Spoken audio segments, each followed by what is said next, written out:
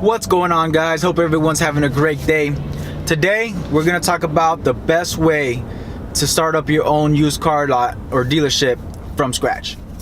So I've been buying and selling cars for almost 2 years now, and the way I started off, which I think it's the best way, and I'll go into more in depth on it in this video, is buying and selling through another dealership. Now we'll get to that later. At this point, I'm opening up my own lot. By the grace of God, I'm very thankful.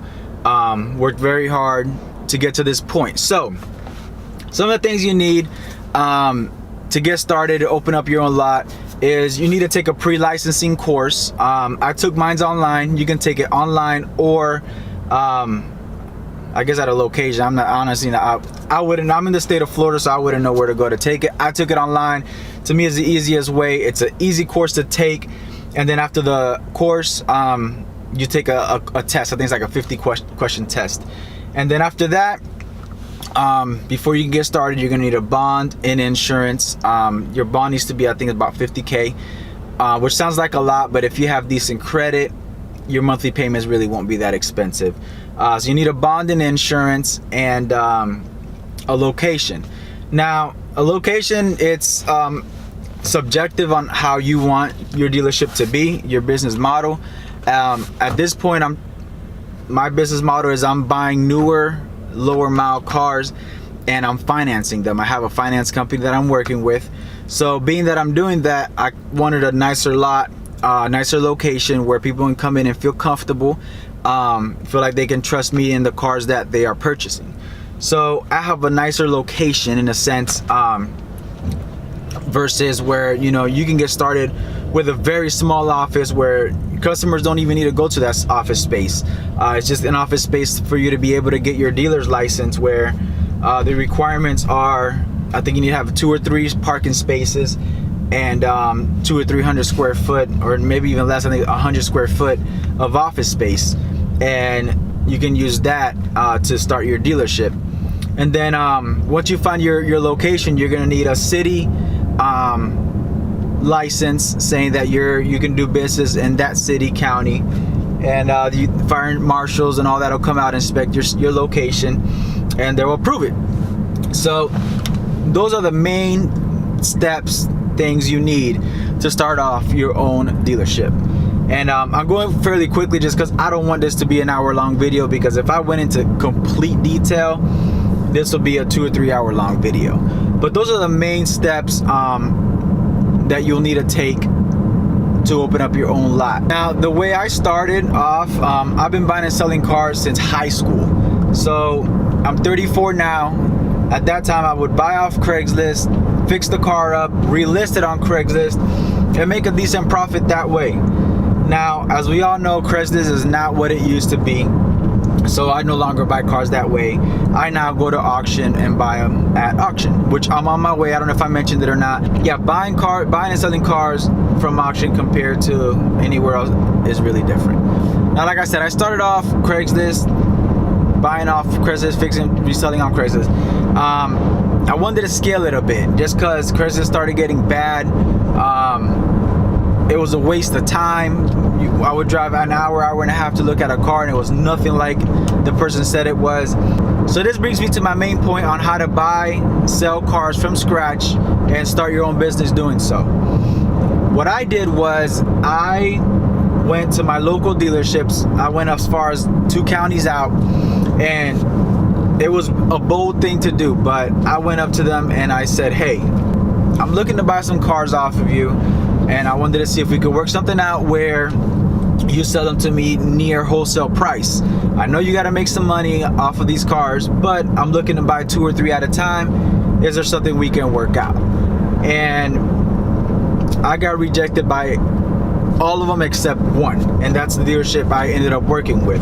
And I bought a car off of them. They gave it to me at a really good deal. Car really didn't need much, but a really good detail. Sold it. I made a really good profit off of it, and I went back to them. I was like, hey, this is where I feel like I got really bold, just because most people see you as competition, but I was able to present value to them, and I told them, listen, is there any way we could work together where I maybe get auction access through you, and I'm willing to work at your dealership. They were actually in need of a sales guy, so that's where that was their pain point. I kind of kept touching that pain point, and I said, hey, is there a way where we can work together where I get auction access through you, and you know, the days that we're not at auction, I can be here at the dealership and help you guys sell your cars and my cars as well, because I would ask them to put it on their lot. It worked out, and that's how I did it for the first year, part to year and a few months. I bought cars through them. I got my auction access through them. They signed me up under their dealership, and I was able to enter auction that way. By me doing that, I didn't have a overhead on a location, bond, insurance, none of that. Now, they charged me a small fee for buying cars through auction through them, which is 100% fair, because what if I bought 2 or 3 cars and just never paid for them, you know? Now, one thing I did mention at the beginning was, you know, I'm willing to put an upfront amount, let's say, just to throw a round number out there, $5,000, and you can deposit it in your account. We'll have it on paper, and I'll buy up to $5,000 worth of cars at auction. That way there's no risk to you. But I was able to build a good enough relationship with them where I didn't really have to do that.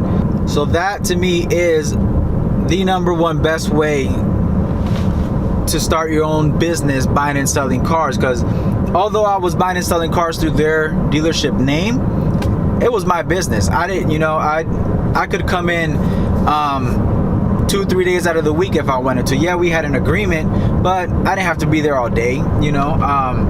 And as time went on, I built a better relationship. They knew I made it very clear that I was trying to open my own dealership as well.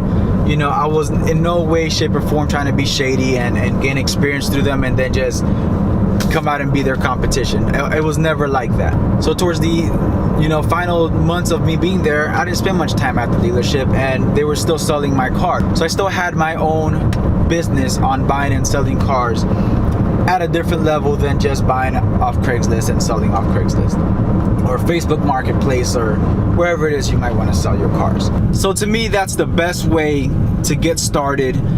Again, no overhead or anything, and you have auction access, and you essentially have your own business of buying and selling cars. And I know it might seem far-fetched where someone might allow you to work under their dealership, but it's very possible. Doing this now for as long as I've been doing it, I've met a lot of people where they work under someone else, and they get their auction access that way. It might take you a little while to find someone. Like I said, the last dealership that I went to was the one that actually worked with me, and it probably took me like 2 months of going around and asking before I actually found someone. So it wasn't easy by any means, but it is possible. And I feel like this is a method that's really not talked about. Before I opened up, or I started the process of now opening my own dealership, I researched on YouTube, on Google, and just for advice, or just to see different ways that I could go about it. And this wasn't really one that I found. So I wanted to make a video on this method, just because I feel like it could really help a lot of people. Not everyone has the working capital to right off the bat start off with their own dealership and opening up their own office and just going full blown from the get. So again, this is a great method to get started. So with that said, I am going to make another video on how to research your cars at auction. I was going to talk about it in today's video, but I do want to go more in depth in it versus just conversating with you guys and kind of show you how it works out, or how I do it, where I go online first, research my cars, and then go to auction, take a look at them, blah blah blah, who to buy from, who not to buy from, what to stay away from, what type of dealerships to stay away from, because like I said before, there really is a science to buying cars at auction. So I will make a video about that, so stay tuned.